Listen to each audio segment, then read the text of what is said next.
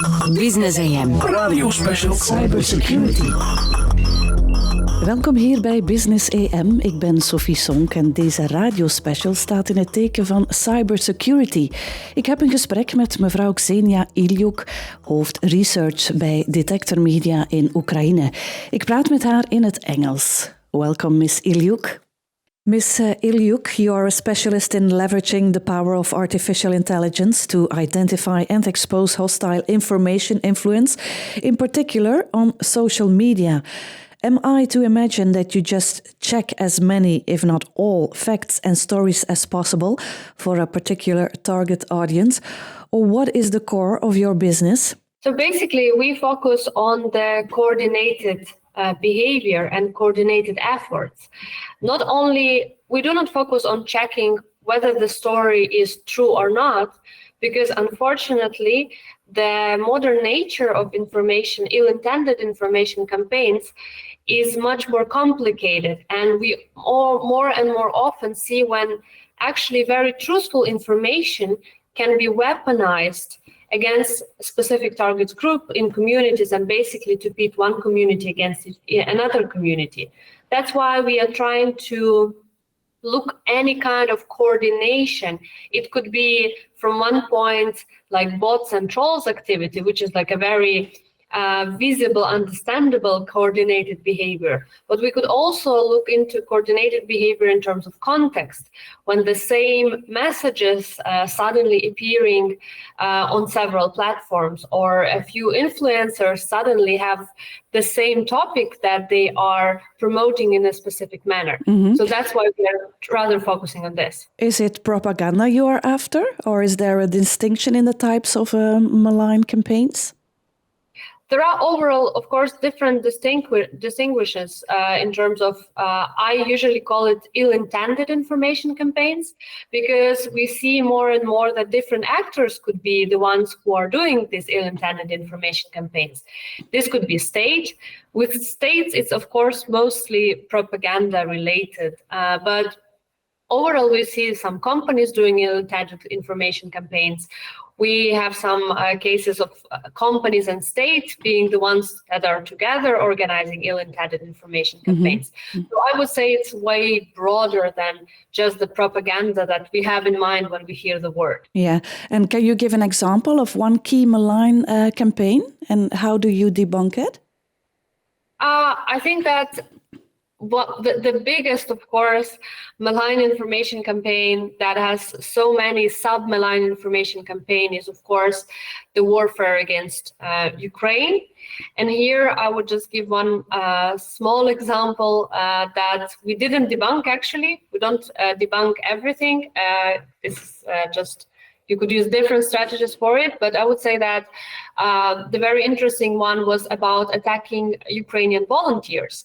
That actually it was heavily connected to the bombing of Ukrainian cities. And at the morning, basically it was the malign information campaign within one day. So in the morning, we started tracking messages that were trying to push people to panic, to buy the groceries, to go out on the streets, to leave the country, basically to act as distractive as possible, mm-hmm. and to be in this panic. And when those spreading this, responsible for this malign information campaign saw that this is not working, that actually people do the opposite, they are collecting money, they are donating money to Ukrainian volunteers, they started attacking volunteers. And we will be able to track it in real time, minute by minute, how their targets were changing. And we were helping multiple Ukrainian civil society organizations to do debunking, to show it, and even just to show how this has been changing throughout the day. We will talk later about the warfare campaigns, but your company, Detector Media, uses AI to monitor our information environment, especially digital and social media, to hunt for the source of disinformation. But how can you start strengthening the dissemination of quality and accurate information? I've started doing it in Detector Media, that is Ukrainian non-profit organization, and I moved from that to LetsData, the company that we co-founded right now, which we are more focusing on leveraging AI and all of the things to do within the company. And overall, there are so many aspects to it, like the part lies within the quality journalism. There is part about educating people and raising awareness about disinformation as a threat. And even there is a part of working with advertisements, because there's actually, these banners that are sold on the website, the placements. There are so many cases when you could see so many disinformation there and people are just paying for it. So there is even this kind of work that you have to do with the advertisement business to create this co-regulation within them to not be interested in taking orders from those spreading malicious information. So I would say so many aspects to tackle. Mm-hmm. Let's dig deeper into how disinformation affects everyone's decision-making process. Who am I going to choose? Which region should a company invest in or not? Am I going to join a protest or not? Do I believe in conspiracy theories or not? How does that work? So basically, first of all, it heavily impacts the way we feel. Unfortunately, but malign information campaigns, they usually do not operate with facts, they operate with emotions, and they try to make us feel very strong emotions. It doesn't matter if they are positive or negative, they just target for this very strong emotion, like when you are very passionate about something. Because having people in this state, making it very easy for those who want to manipulate us to actually try to change the course, to transfer this emotion into some decision making or some actions overall. So I think the first level is that each of us being affected on the very emotional level, that we feel stressed, that we feel overwhelmed, that overall impacts the way how we feel on the daily basis. And then, of course, the second part is that how actually we make decisions, like very small ones, to share something on Facebook or not to share, to post something or not to post, to some a very big decision making in our life, like overall, what candidate to choose, what's on the referendum in a country, which option to choose. So that basically has a very, very long-term consequences on our daily life. And do spreaders of fake news not often target a target group that is financially, economically, and socially backward? Or are higher educated people also being misled more often than they realize? Unfortunately, yes. More different categories of people are being targeted, despite of their level of education, wealth, and we've seen, for instance, some very sophisticated malign information campaigns target people with PhDs, specifically for them. Like there were some academics that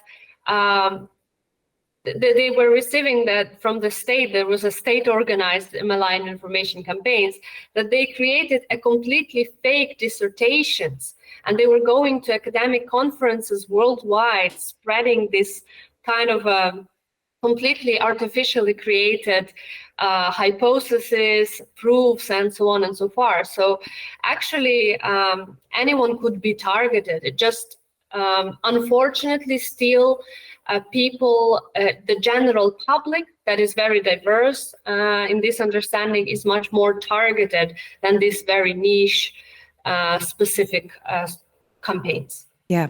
Is it pointless to strive for 100% information hygiene in an era when the world is completely and irreversibly transforming digitally? I think this is something definitely to strive for all the time, but definitely we have to be aware that, as you mentioned, it's changing all the time. There's going to be new and new factors, new variables all the time. But this is something to strive for, because this is one actually of the goals of those doing malign information campaigns. They try to make us believe that the information is so distorted that everything is so complex that it's pointless to actually find the truth and look for truth. So I think we still have to believe and strive for this ideal option, and then of course to adapt to the realities and to accept these new changes and adapt all the time. Yes. Is it a daily habit that we have to do our personal hygiene for this information? Indeed, and I think this is something that has dramatically changed compared to like 10 or 15 years ago. Basically, information literacy and critical thinking is right now the skill that everyone has to have. Like that's basically right now the obligatory skill for everyone to have, because 10, 15 years ago, it was easier in terms of that. It was like good to know, good to understand, but not necessary. And nowadays, it is actually a necessary skill to navigate your life.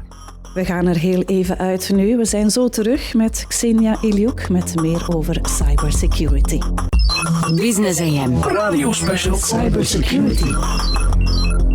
En we zijn terug met Ksenia Iliuk, hoofd research bij Detector Media in Oekraïne. En we hebben het nog altijd over cybersecurity en de impact van desinformatie.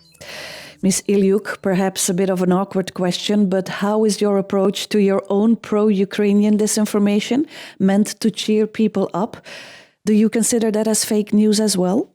I think here is like a bit of a nerd terminology thing, because of course there is pro-Ukrainian propaganda, but not solely disinformation, because disinformation has an ill intent at the very beginning, at the core of it. So in the case of Ukraine, there is of course some pro-Ukrainian propaganda that is an essential part for keeping up the moral, first of all, of the troops, and second, overall for the people. But I think it's just very important to understand that this kind of cheering up, as long as it doesn't have this ill intention, that is not basing on the purely fake information, this is something that we could just leave. We don't have to directly interact with it. This is kind of a very overall, some call it soft power, some call it more of a propaganda, but as long as it stays on this side, this is something we do not interact with. So that's why Ukrainian civil society is actually very, very closely following that and not allowing, for instance, authorities to cross that kind of line. And as long as some of the things, they could be, of course, not true, like, for instance, the ghost of Kiev, maybe you've heard about it. It was created right at the beginning of the full-scale war.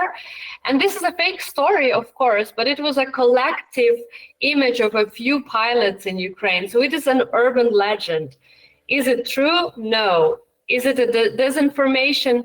No, because it doesn't have this kind of ill intention. It's rather an urban legend. Mm-hmm. And in this warfare campaign, who is your target audience? Meaning that, of course, all Ukrainians are the target audience of warfare that is happening against Ukraine. Not only Ukrainians, but actually basically worldwide. We see different campaigns targeting democratic countries. We see even campaigns, malign information campaigns targeting countries even with a less level of democratic development that are not even supporting Ukraine very much, but still they are targeting these countries to keep up this level of ignorance or not, just not to switch to the supportive side. So I would say again that it's a very broad answer, but everyone to some extent is being targeted. It's just some of the audiences have these malign information campaigns ongoing, and for some it's more of a from time to time targeting. Yes. Ms. Iliuk, you are Ukrainian. I can imagine that in your war-ravaged country, accuracy of information has even greater impact. Did the war change your business approach, the way you handled disinformation? I think, first of all, it has changed dramatically in terms of how Ukrainians and different Ukrainian decision makers, right, like, for instance, Ukrainian business, Ukrainian state agencies, how they see malign information campaigns and disinformation, because in their experience, and all of us Ukrainians, they realize that this is something that could literally kill you. For business, it costs money, of course. For state, it's like huge security threats and stuff. But on the personal level, everyone realizes this is a huge threat. So that's why this kind of threat awareness changes the fact that it's now, of course, way easier. You don't start with explaining, okay, why it is a problem. Everyone already understands why it is a problem. You start already from the, okay, how we should act, what can we do about it? Mm-hmm. But when urgent pressing matters are also affected by misinformation, disinformation becomes very real, I think. How do citizens decide whether or not they should leave their homes, for example, or which escape route is safe with certainty? Indeed, that was like the very, very complicated time, because it's, and overall it is still is, because from one side we have this very demand, basically life essential demand to get this quality 100% truthful information, and on the other side we have the course of war and the battlefields, and there is some information that is impossible to check, to fact check. Some information you cannot actually public, because it could easily, help the Russian side, and they would just easily kill a bunch of Ukrainian soldiers just because journalism or fact checkers, they just published a piece of information that they saw. So it was always very hard to find this balance, to maintain this balance. But I think for Ukraine, it was a very great synergy between civil society, business, media, and the state has been happening so far. So it was way easier to keep people updated and to give them this very flash, very straight to the point updates, so that they could actually make the decisions about what's happening. Mm-hmm. Recent research in Ukraine shows that 80% of its residents perceive disinformation as a threat. That is a crushingly high figure. So are there no more reliable channels then? No, of course not. I would say it's kind of the opposite, that people saw actually that how disinformation actually works. I sometimes joke that there is no better debunk of Russian propaganda rather than the missile you see outside of your window. So I would say that's kind of the opposite. People started valuing so much the channels that have the long-standing reputation and can provide this quality, truthful information in times like that. So I think that's kind of the opposite. And overall, as I mentioned, it kind of, for Ukrainians, it became very personal, because so many Ukrainians had families in Russia, and they were talking with their Russian relatives, and their Russian relatives were repeating all of these narratives of Russian propaganda, while Ukrainians, with their own eyes, saw that this is not like that this is completely untrue. So, of course, it kind of became very personal for everyone. You are using the power of artificial intelligence to detect disinformation. In what ways do companies benefit from that?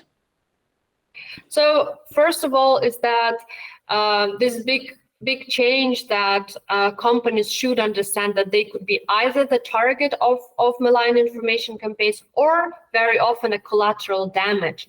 And by using AI, we help them to see the information environment comprehensively and not just focus on the mentions, on the name of the company or the name of the CEO, that most of the companies still just track that to understand and to kind of anticipate the communication crisis. But more than communication crises are way much more comprehensive.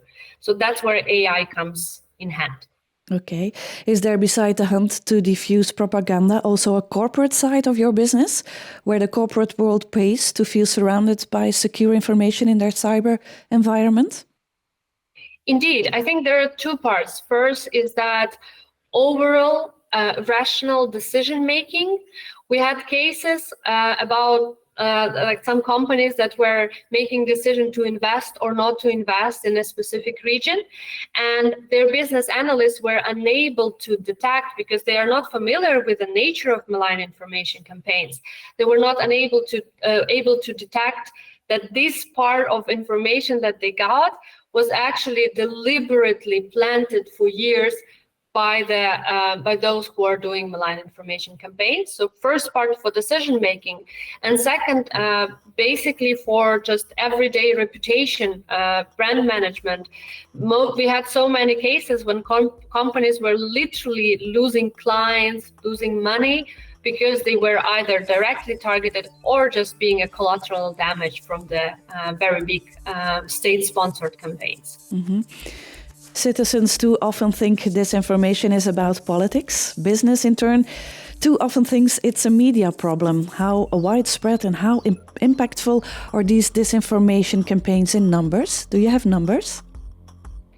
Yes, there was a very interesting study pre-COVID times that each year it's $7.8 billion that all these malign information campaigns cost global economy. And if the company is become a target, like suffer from the successful malign information campaign, unfortunately, 51% of the companies are not able to recover their share price after a year the incident took place. So these are actually a very crazy numbers that, again, as you mentioned, most companies and most people think that it's not about us until they actually face it. Mm-hmm. We zijn zo terug met Ksenia Iliuk voor het derde deel van deze Cybersecurity Special. Business AM. Radio Special Cybersecurity. Welkom opnieuw. U kijkt of luistert nog steeds naar Business AM, een special over cybersecurity. En wel met Ksenia Iliuk, hoofd research bij Detector Media. Ms. Iliuk, you mentioned before that companies suffer $7.8 billion. Is this a number that is going to rise more in the future? Are you surprised by this number? Not surprised, definitely. And indeed, it's going to rise because this is the number of basically pre-pandemic. And pandemic actually became a huge catalyst for even more and more flows of malign information campaigns.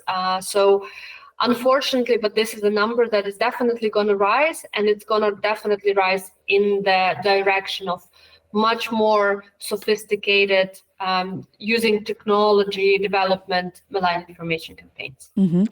Let's go back to business. Is it possible for companies, you think, to give their staff certain guidelines to incorporate an initial safety perimeter?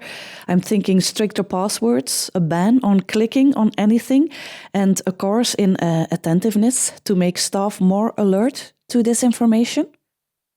I think indeed, as I mentioned, that this is a required skill nowadays to be to understand on the basic level how the malign information campaigns work and how can you protect yourself. So I think education is the first thing. Then the guidelines as well. We also had some kind of guidelines. We had the practice of developing such kind of guidelines for companies that help even on the emotional level, like how to read the piece of information, how to read the news, because it's very important to understand that here your private and corporate life are very much interconnected when it comes to how we consume information, how we read, how we share. And also what is very important, the other part is that we've had unfortunately cases when the company employees were sharing some conspiracy theories contributing to malign information campaigns that company was suffering from. So indeed, extra education is very much needed. Mm-hmm. In these 8 years that you've been head of research by Detector Media, can you sum up some key findings? I think the first finding is that malign information campaigns, they know no boundaries, no limitations, and they are, unfortunately, those who are doing it are never playing by the rules. The second one, I think, is that malign information campaigns becoming more and more hybrid with every day. Within the last year, for instance, we've seen more and more cyber and communication fields collapsing. And I think this is something that's gonna happen more and more often. And the third is that malign information campaign in its nature, definitely now a business and a matter of everyone. And this is again the thing that is no longer about just facts, truth. This is more about how some people try to weaponize our everyday lives and to pit one community against another community. Mm-hmm. Is it becoming more personal, you think? To some extent, yes, it's becoming more personal in different aspects, but I think on a very practical even level, it's becoming targeted more and more personally. For instance, what we've seen within the last year is that much more and more information is being sent directly via corporate email to the person, or via some messengers containing a very tailored message and a very like a link or a file that is very tailored to a specific person. Phishing that them. Actually contains it. Phishing emails and stuff? Phishing emails included, like there were so many cases when phishing email was now like being sent not just like usually as we know phishing, but just as like explaining that like, okay, this is the policy update and here is the video of your CEO telling you about it, and you see the preview of the video, you see your CEO over there talking, but then it's a deep fake. It contains some malicious basically component of the program and so other stuff, but it also at the same time delivers some very destructive messages. Mm-hmm. In order to those malign campaigns, can you detect a pattern so that you can predict cyber attacks? Yes, that's actually also because they are much more and more working in synergy. So we see that most of cyber attacks, they are either you have the malign information campaigns that is preparing to the cyber incident or supervising it in the process. So indeed, by analyzing information environment, you can do that. And we've had quite a bunch of cases where we've got the indicators from the information environment, from this coordinated behavior in messaging or spreading the specific even piece of content, indicated that there's a high risk, let's say that there's a high risk of cyber incident happening. Mm-hmm. And where do you see more disinformation, in traditional or social media? Of course, social media, because in traditional media, there are, of course, a lot of questions we could ask, and there are a lot of things that there is huge room for improvement in terms of quality journalism and stuff. But still, there are some kind of rules and there is some co-regulation, there is reputation on stake. While on social media, everyone could create content and you never know. And I always say it especially on social media that are hybrid social media that include this messaging, like Telegram, for instance, when you could have basically a group chat of your neighbors. I have, for instance, the group chat of my neighbors, we have like 1,000 people in there. So I definitely don't know 1,000 of my neighbors, but that's the point. I would never know if this is my neighbor texting in the chat, or this is something someone specifically sitting in the chat to spread some kind of malicious information. Mm-hmm. we have to be very careful because of that. Yeah, so you think Telegram is one of the main sources of malign information. Does it affect on the companies as well? Of course, it's very important to hear say about the geography, because in some countries, especially when it comes to Eastern Europe, Telegram has become one of the main grounds for malign information campaigns, like very often like a starting point.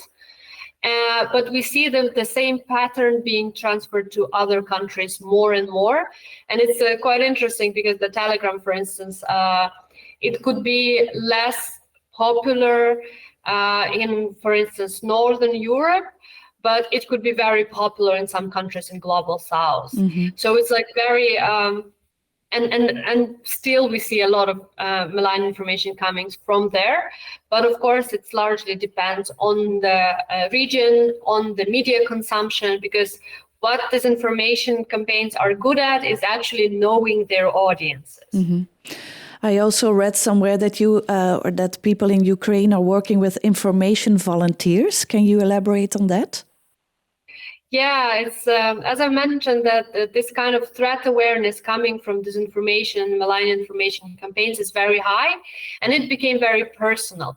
So a lot of people, just meaning general audience, that they have no education in any kind of field of communication, they decided that they want to contribute to promoting truth and to showing that, to exposing some of the malign information campaigns. So these are just the people that are voluntarily from their personal pages on social media try to share with each other, first of all, the kind of messages they want to promote, they want to talk about, and they do it. And it's actually very interesting because this is a completely grassroots thing. It never had one kind of center of coordination.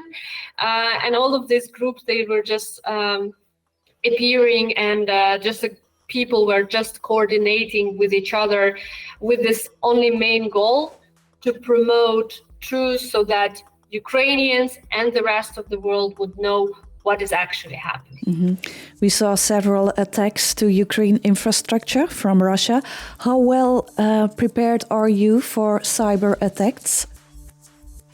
Oh, that's a very tough question because, of course, we are trying to do as much as possible in terms of technological preparation, in terms of human preparation, meaning that all of the colleagues are aware what to do and what not to do in the case of the incident and stuff.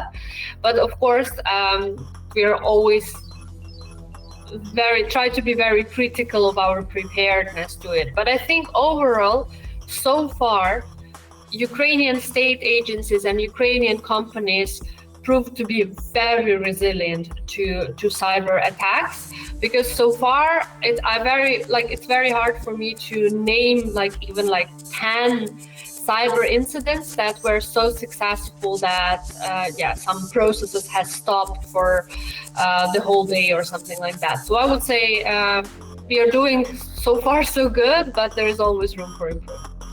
We zijn zo terug met Ksenia Iliuk voor het laatste deel van deze Cybersecurity Special. Business AM. Radio Special Cybersecurity. Welkom terug hier bij Business AM en we zijn toe aan het laatste deel van de special over cybersecurity met Ksenia Iliuk. Traditionally, my own country, Belgium, has lagged behind in the field of cybersecurity, with government agencies, the city of Antwerp and major companies falling victim to often elaborate attacks against their digital infrastructure. This cripples both business and normal workflow. What can or should a government do to protect vulnerable targets like municipal departments? So I think first, I would not go into legislation field because we're gonna then stuck for the whole day probably, or even more. But I would focus on a lot of exchange and cross-sectoral cooperation. We've seen a very strong results, a very high level of resilience from the communities that had these very close connections between states like local municipality, for instance, local business that is also interested in that, the local civil society, and first on the way how they exchange information, on the way how they educate themselves, and overall how they can actually cooperate. I've seen some very, very productive cooperation, like for instance in Ukraine right now, there is a very productive cooperation between two mobile operators, biggest mobile operators, and the state, for instance. They have some very strong joint projects on cybersecurity, and both benefit from it. For business, there are some financial interests in it for the state. So I think the key lies in this cross-sectoral cooperation. Mm-hmm.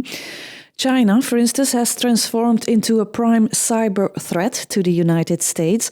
Is that the next threat? Not so much disinformation, but hackers being able to obtain data by gaining unauthorized access to it under the radar, undetectable, and some ransom attacks? Oh, I think that's like a very important, even the future cyber attacks to actually see from this domain where cyber, like basically information, communication, cyber, and digital security are actually the different parts of the same security we are talking about.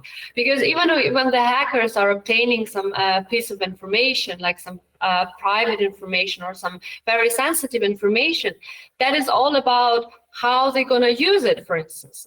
And the practice shows that they're going to use it in a different ways to push the specific actors to some actions that would usually involve a lot of promotion of the specific messages, targeting specific audiences. So basically, again, we're going to see more and more of this coordinated attempts to use it. So it's basically, like a never-ending cycle. You could start malign information campaign to launch the cyber attack, and you could have the cyber attack to actually launch the whole malign information campaign. Mm-hmm. Could a Russian disinformation campaign aimed at the United States election again help this or that candidate to a victory? Indeed, and I would say that it's like when it comes to these very big state-sponsored and state-organized malign information campaigns that are mostly coming from authoritarian countries, not only Russia. Unfortunately, the list is quite long. I would say that usually their malign information efforts are ongoing. They do not have the beginning and they don't have actually the ending. Like some smaller campaigns, yes, but when it comes to this successful and effective meddling into other countries' affairs, it's all about this very coherent, when each malign information campaign contributes to the construction of the whole disinformation narratives. So it's basically ongoing, and we see so many malign information campaigns that has pro-Russian rhetoric at its core, targeting US citizens even right now. Mm-hmm. Is cyber protection becoming a large business in the West, you think? Will governments and companies be forced to pay for that protection? I think yes, because I think forced by two things, as the same with malign information campaigns, when unfortunately, but still there is this kind of attitude that this is something that, especially if you are a smaller company, that this is something that you don't need, that these are extra expenses or extra efforts. But mostly people think that before they actually suffer from cyber incidents or malign information campaigns. So, and because the more and more companies are suffering from them, I think there more and more will be this realization that in the modern world, this is basically a must. This is a baseline now for everyone. It will be a business then. Yes. Which companies are far ahead in the research of deepfake campaigns or malign campaigns?